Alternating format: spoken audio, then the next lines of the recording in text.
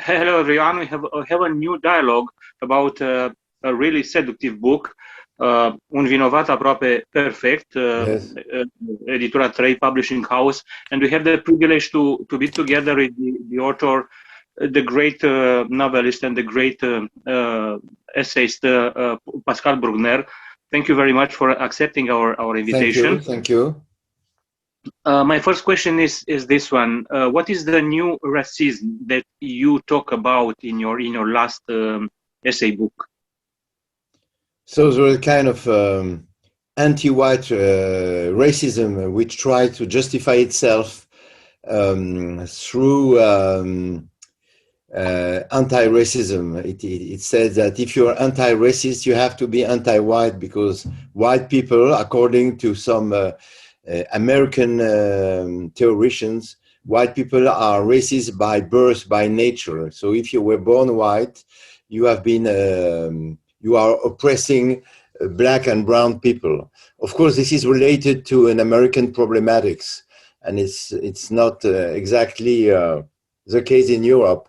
But we have adopted this kind of theory in France, in England, in Germany, and now I think it's coming also in Romania. Mm-hmm.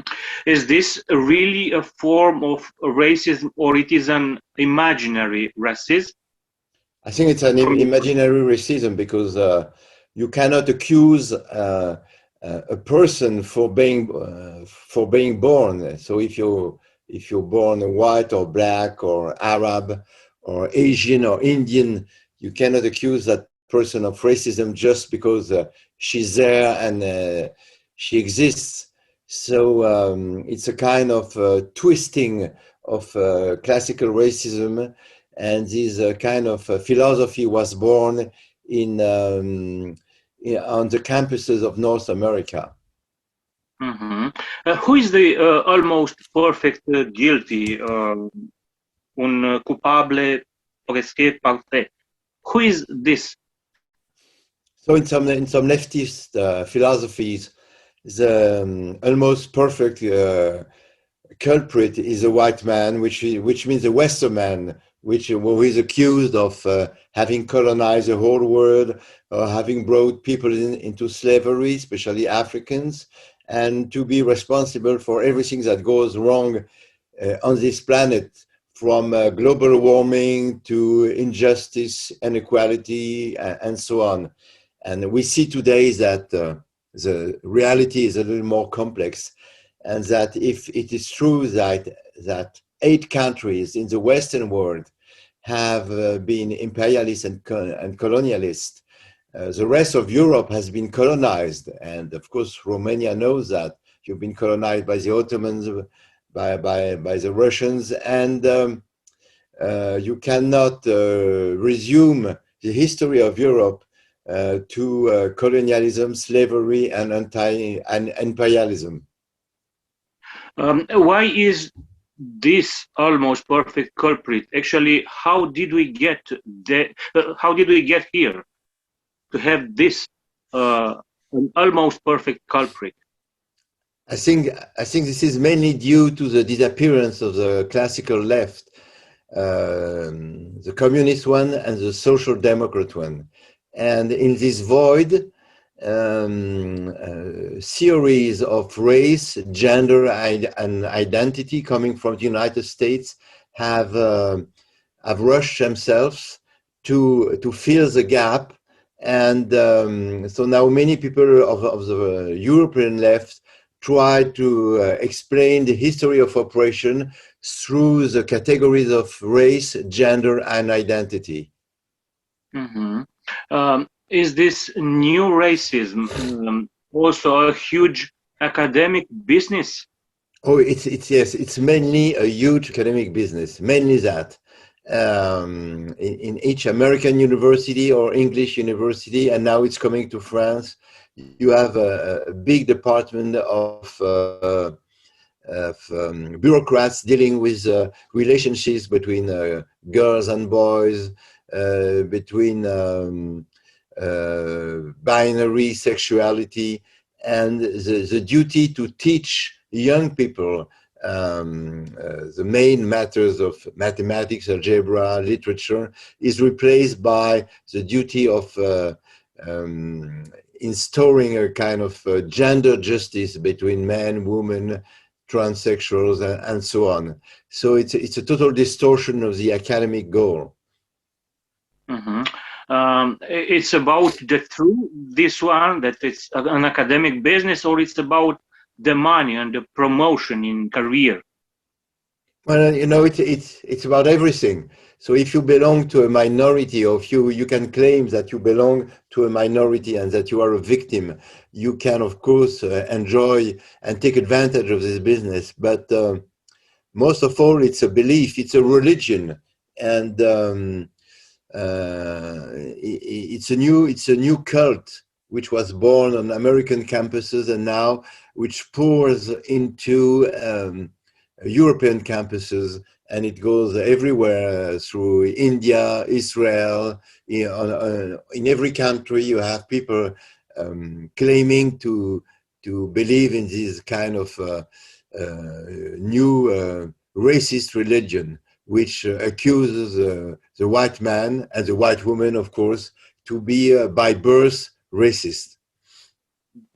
Is the United States a dangerous trendsetter about what you call, and I totally agree, the new racism? Well, you know, the United States are divided, they're split. This kind of woke culture, which follows wokeism, is stronger on the left of the Democratic Party in America, and the Republicans hate this kind of theory. But the wokeism, the woke culture has invaded medias, universities, and big corporations. So now not only in medias, but in big companies, you have a department of gender justice, racial justice, and so on. So it's quite concerning. Discourses like this come from the West, from the Occident, because the West practices self-hatred with a big pleasure. Is a sign of big sign of crisis, actually. Yes. We are specialized in self-hatred. We like to attribute to ourselves every evil in the world. Even in France now, you have intellectuals who explains that we have created Putin with our own hands, and we should be held responsible for the invasion of Ukraine. It's our fault. It's always our fault. We always have to feel guilty. We always have to kneel down and say we are sorry. And yes, self-hatred is one of the main characteristics of the post-war Europe. But I think that with this new conflict in Ukraine, I hope that self-hatred will transform itself little by little into a kind of self-esteem, which would be better, because we deserve more than self-hatred. It is a coincidence that the vast majority of such speeches come from the left wing of the political field. The majority of such speeches about the new racism, in fact. Yes, as I said, the left has lost all its values, all its example. After the fall of the wall in 1989, the left has lost communism. Then now the social democrats are unable to provide new values. So those new terrorists coming from the other side of the Atlantic tries to fill the void, as I said before. It's something like a fashion, something much deeper, with much more deeper long-term implication. This kind of thinking about new races. So you might think it's just a fashion, that it will pass away. I think it's deeper, and it might be like Marxism in Europe after World War II. It might be something that will last for 10 or 20 years, and which will invade and infiltrate all the channels of universities, companies, and medias. It might be longer than we think. Mhm. How is this way of thinking a new form of faith? How is this way of thinking a kind of, like George Steiner said, a religion surrogate? Yes, yes. There is an American intellectual called John McWhorter, who is an Afro-American, writing at the New York Times and teaching at Columbia, who said it's a new racist religion directed against the white people, but which will harm very much the black people, because it's very bad to treat black people as eternal victims. So yes, it's a surrogate religion. You're right. It's a kind of replacement of Marxism, which does not exist anymore. So to the class struggle has been replaced by race struggle, which is not any better, I think. And is this way of thinking related to the great star of the academic environment, namely to the axioms of politically correctness? I think it's a continuation of political correctness. It's like architecture, like a house. And so political correctness was the ground floor, and then the first floor and the attic are occupied by wokeism and this new critical race theory, as they say in America, which is a new form of, it's a kind of neo-racism, which attributes every wrong in this planet to the misdeeds of the white man. So yes, it's related to the political correctness. Is the son of the political correctness, actually. Oh, the grandson, yes, or the granddaughter, yes. And it's related to the, something has changed in the leftist political theory when most theoreticians and philosophers have ceased to consider social conflicts as a main basis for modern societies. But now the main struggle resides between majorities and minorities. So wokeism, as they call it, is a theory to promote minorities against majorities. And in America, the majority remains mainly white. So that's why the minorities borrow the path of skin color. Mm-hmm. So why is so guilty a white man from the point of new racist theory?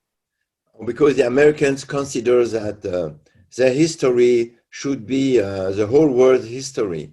And as in America, the white Anglo-Saxon Protestant have promoted slavery and then segregation. They consider that this particular history, which is American, should be extended to the rest of the world, especially in Europe, where in Western Europe we've been colonist. So it's an extension which is unfair and in which is appropriate only to the United States, not to Europe and not to the rest of the world. Because in the rest of the world we see that all people are racist, and racism is a word that should be used in plural. So this is not one racism. There are many kind of different racism. And we should recognize this fact to be quite fair. But even in the United States, this, as you said, particular history is a matter of the present or is a matter of the past? The United States have made huge progresses in terms of racism. They have desegregated the school, the public transportation, public spaces, and they've made a huge promotion of black minorities. But very much remains to be done. And I think it is quite unfair to describe the situation of the today's Afro-Americans in the terms of the 40s or 50s. It's quite different now. And if the situation had remained the same, the United States wouldn't have had Barack Obama as a president. So we have to recognize the progresses to do. the progresses which have been made and the progresses which remain to be made. On the other hand, is thinking in these terms a form of fascism?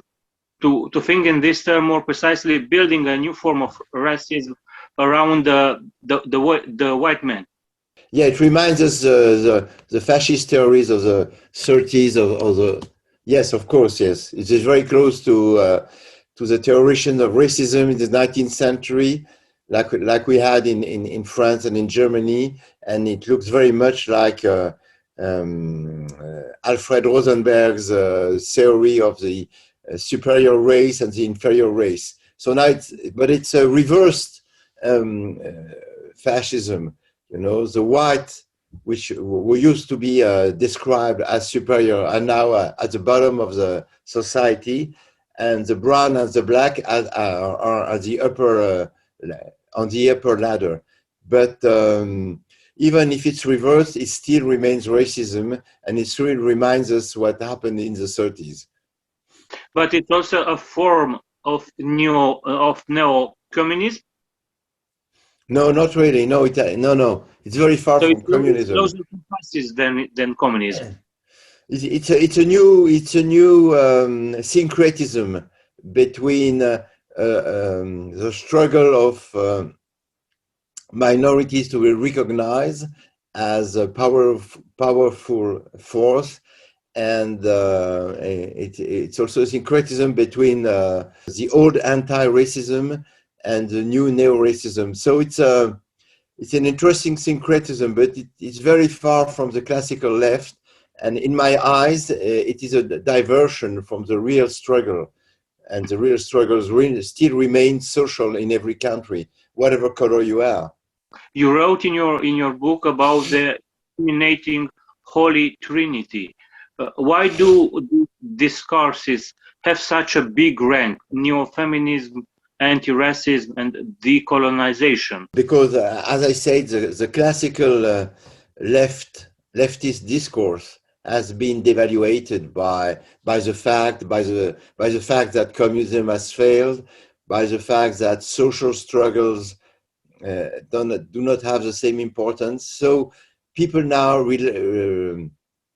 rely on race, feminism, and decolonialism. And which is interesting in decolonialism is that it says that even if decolonization have taken place in the 60s, it's not finished. So we have now to decolonize ourselves and to extirpate the roots of our imperialist mentality. And the irony, the sad irony of this kind of discourse is that it doesn't see what's happening in today's world.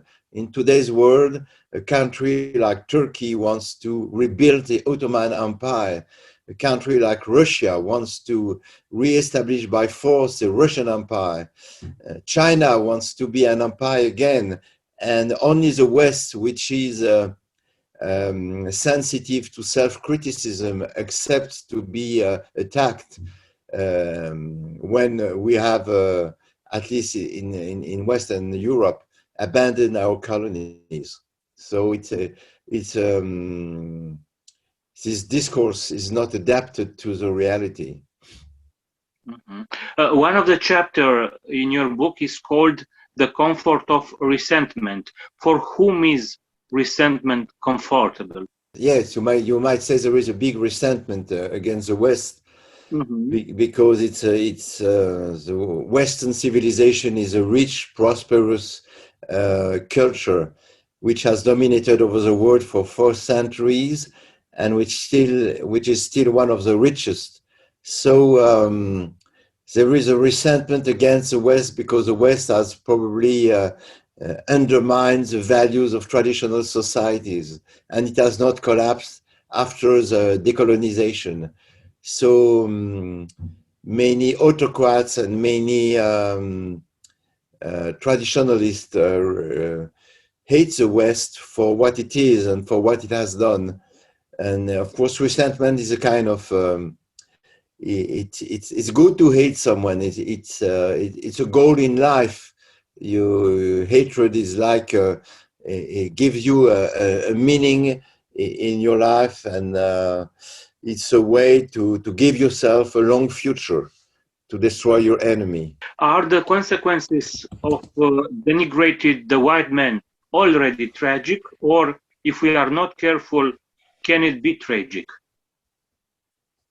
No, yes, it can be tragic for professors, teachers on campuses, on universities, who are being the target of their students. And so they have to resign. If they speak badly, they have to apologize. They might lose their jobs, and they might be expelled from teaching or from writing. But this kind of tragedy has been well illustrated by the wonderful book by Philip Roth, The Stain, which has been published, I think, 15 years ago, and which is a masterpiece. And it illustrates very well the tragedy that many professors are living in the United States, in England, and now sometimes in France, when they are accused, for instance, of Islamophobia. But is it a tragedy for the West? Yes, it's a tragedy for knowledge. For instance, when this new cult explains that there is no man and no woman anymore, we have to degender the mankind and say men should be called persons with a penis and women should be called persons with uterus, when in Canadian or even German air companies, you don't say ladies and gentlemen, but dear passengers, not to me gender people who don't feel man or woman. When, for instance, in hard sciences, in medicines, you don't want to make treatments for cancer on women or men, and so it might generate regressions, scientific regression. And of course, this kind of theory should not go into the scientific field. For instance, in the United States, now you have professors saying that mathematics are racist because they're white. Reason is racist because reason is both masculine and white. You also have people saying that in France. When you have people saying that the classical music is racist because one white note is worth two black, for instance, and that people should stop listening to Beethoven, to Mozart, Bach, Rachmaninoff, but only listening to hip hop and rap music, then it's called cultural regression. And of course, it may be quite tragical. But my hope is that people will wake up and that they will destroy this kind of stupid fantasies, which were born in the minds of some idle and rich and well-bred students of the upper classes of the United States of America. Mm-hmm. Actually, how can we deal with this situation? Oh, well, you have to deal. First, you have to counterattack very harshly on the plans of ideas. You shouldn't allow the smallest, the tiniest bit of this theory to enter the public field. So I think we should keep saying ladies and gentlemen, for instance, even if we have to respect transsexual person, but it's such a tiny minority that we should not stop saying ladies and gentlemen, for instance, and we have to also to listen to the opposition of American philosophers to these kind of ideas. And in the United States now, the greatest opponents to to the woke theory are mostly Afro-Americans, philosophers, politicians, sociologists, will refute this kind of philosophy and refuse to adopt it. So the people for whom, in principle, this theory has been written are those precisely who refuse to follow it. And that's very interesting. So we should be alert on this kind of phenomenon. Are the ration and the moderation really powerful weapons in this confrontation? Yes. Reason is a good weapon, but those people are not reasonable. So at some times we should not only use the weapons of reason. We should also prohibit. We should also crack down on these kind of people, and we should gather and rise up and stand up against them. So that's why in France we have created a lot of what we call observatories against decolonialism, against neo-feminism, against neo-racism, to confront them and to refute their allegations, which are crazy. So it's a cultural war which is going to be very long, but which is very necessary. How is the new racism a form of blackmail? Well, yes. Well, for instance, if you're a white old male, Western male over 50, of course your words are being disavowed as soon as you open your mouth. Whatever you say is being cancelled because you're old, you're white, you're a male, and you belong to the Western world. But if you are a young black lady, if you happen to be gay, then your words are much more valuable than the words of an old white male. And so whatever you say is wrong because you're white, you're old, and you're white, and you're a male. So as you see, you're being blamed for what you are, not for what you do or for what you say. Two more questions. Have you risked with any other book more than you do with this one? No, not at all. No. The only risk is mediatic. No. When the book came out, people thought I was crazy, and I think in France the book was published 3 months too early, because right afterwards the second wave of COVID came, and but every word I said appeared to be true on 2021, and there was a huge reaction in France against this kind of theories, which just try to install a new kind of legitimized racism. And you're allowed to hate white people just because they're white, which is of course a kind of a way to legitimize a new racism. No, I didn't risk. No, I didn't take any risk, because this book is a continuation of a book which was published in 1983, The Tears of the White Man, which has been a huge scandal at this time, and which has been received as an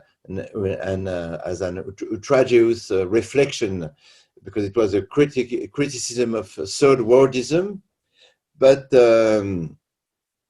this last book has not been translated in the United States. They refused to translate it in English. It's been translated in 10 countries, but not in English, because it was too critical of the Anglo-Saxon culture. But anyway, I don't care. My ideas will go through the borders. And anyway, I have many friends in the United States. No, the riskiest book I wrote in the last year was a book about Islamophobia, which of course has been more dangerous for me, because I've been insulted in the streets, attacked, I've been followed, and So it has been a little risky for a few years, but now it's over, and now we have, as you know, we have a new enemy, which is also very bad, very dangerous. So as we back in the Cold War, back in the 21st century, so it's going to be a new confrontation, but fighting against neo-racism, fighting against neo-feminism, which is a war of women against men, fighting against decolonization. It remains an intellectual goal, which is very important. So, but France is very well armed against this kind of theories, because by nature, we are Republicans, and we think that every human being is equal to every other one. So the French believe in universalism, and they don't divide society into ethnies, races, categories, groups, as do the Americans. And this is the main difference. We see the French people as one person, whatever your origin or your beliefs or your unbelief, and the American are used by nature to divide their own people in Chinese, Latinos, blacks, whites, Arabs, South Americans, and of course in France we try to avoid that, even if many people here attempted to do the same as in America. But we have to be strong enough not to repeat the mistakes of the American left, which has abandoned every concern for social justice. And the last question, will the one who denounces the new races be made racist? Oh yes, of course. Oh yes, people say you say that because you're a racist yourself, and it's a way to escape the accusation. So this kind of litigation is usually settled at court, in public courts. So I have had many litigations those last years, and for the moment we've gained. I've been a winner. But it's a public debate, so it's very interesting to have this kind of debate in public. And you know, there is also another aspect which is proper to France and maybe not to Romania, is that in France, this new philosophy of gender, race, and identity is also touching our relationship with Islam. And people say that the Muslims in France are being treated as underdogs, that are being repressed, persecuted, and that we are all Islamophobic, and that we should apologize for the way we treat Muslims. And of course, this is an interesting fight, because for us, it's an interesting battle, because at the same time, we have to recognize that in France we have 5 to 7 million Muslim citizens who are French, like every other French citizen, and we have to separate those 5 to 7 million Muslims from the extremists who try to drag the Muslim community into a religious and cultural war against the values of the Republic. So, you know, it's another field of struggle. It's another combat, but we have to fight on both fronts. Cultural front against those ideas coming from the United States, being gathered under the umbrella of wokeism, and on the other side against the idea that France is an Islamophobic country, which in my view is not true, because more and more Muslims keep coming to France to live here, because I think they feel at ease in France, and at least they have the possibility in our country to believe in God or not to believe, to follow their religion or to abandon it, which is, in my view, a conquest of the Enlightenment. Mm-hmm. Thank you so much, Pascal Bruckner, for this very royal conversation.